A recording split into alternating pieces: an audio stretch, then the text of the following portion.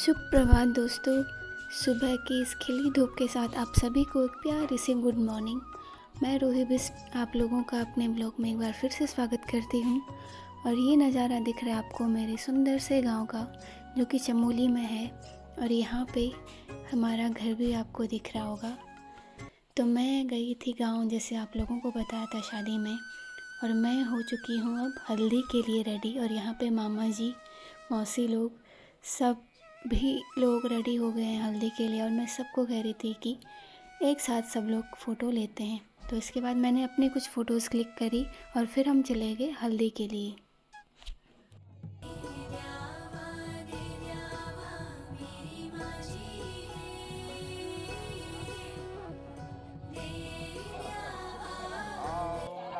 तो यहाँ पर स्टार्ट हो चुकी थी हल्दी।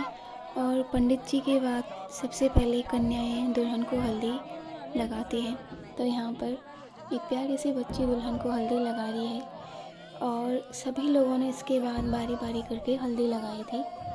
मैं वीडियो ज़्यादा रिकॉर्ड नहीं कर पाई क्योंकि दुल्हन ने हल्दी में रो रो कर इतना बुरा हाल कर दिया था, बस अपनी आंखें ही सुजा दी थी। तो मैं इतना ज़्यादा रिकॉर्ड नहीं कर पाई।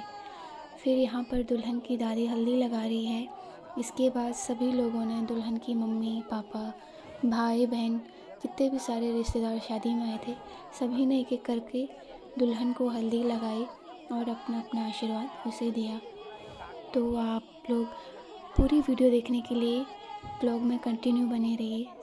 इसके बाद हम सभी दोस्तों ने कुछ फ़ोटो क्लिक करवाई और फिर दुल्हन हो गई हल्दी के बाद रेडी अपने पूरे वेशभूषा में, जो भी हमारी पारंपरिक आभूषण होते हैं, नथ, मांग टीका, गले का हार। और यहाँ पे हो रही है दुल्हन की आरती। हल्दी के बाद हमारे यहाँ रिवाज है कि दुल्हन की आरती की जाती है।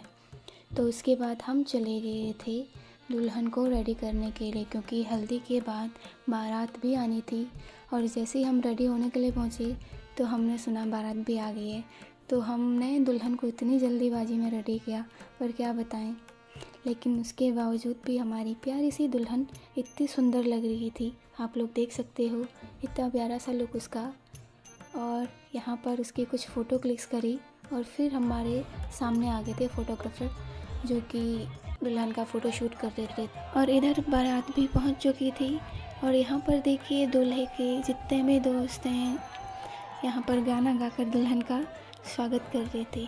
तो चलते हैं अब जयमाला की ओर। यहाँ पर दूल्हे जो हमारे हैं वो भी हमारे रिश्तेदार लगते हैं, मतलब मैं उनको रिश्ते में चाचा कहती हूँ।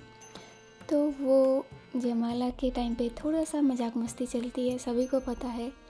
तो यहाँ पर वही चल रहा था और फाइनली दोनों ने एक दूसरे के गले में वरमाला डाल दी।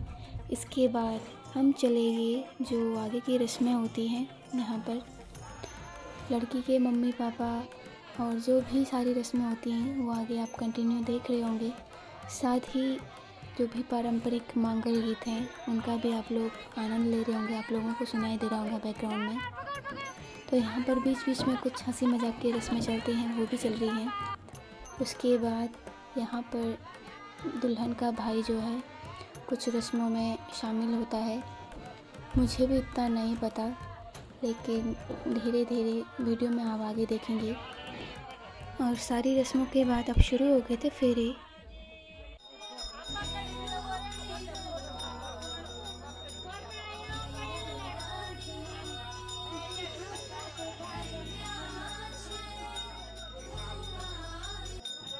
तो यहाँ पर पूरे हो रहे थे दुल्हन और दूल्हे के फेरे। और साथ में जो महिलाएं हैं वो गा रही थी मांगलिक गीत, जो कि फेरों के समय गाए जाते हैं। आप लोगों को भी पता होगा। बाकी आप लोगों के यहाँ जो भी रीति रिवाज होते हैं, जैसे भी शादी के जो भी रस्में होती हैं, उनको आप लोग मेरे साथ शेयर करिएगा। कमेंट में बताइएगा कि आप लोगों के यहाँ जो भी शादियाँ होती हैं उनके रीति रिवाज क्या क्या हैं।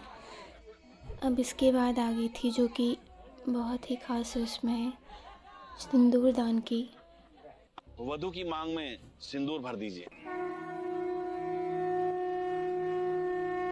आप हमारी जान बन गए। तो फाइनली शादी पूरे विधि विधान के साथ हो चुकी थी संपन्न, और यहाँ पर चल रही थी गायदान की रस्म। यह भी शादी का एक अहम भाग है। तो इसमें सभी लोगों द्वारा या रिश्तेदारों द्वारा दूल्हा दुल्हन को दान दिया जाता है, या फिर कहें तो अपने अपने द्वारा दिए गए उपहार प्रदान किए जाते हैं।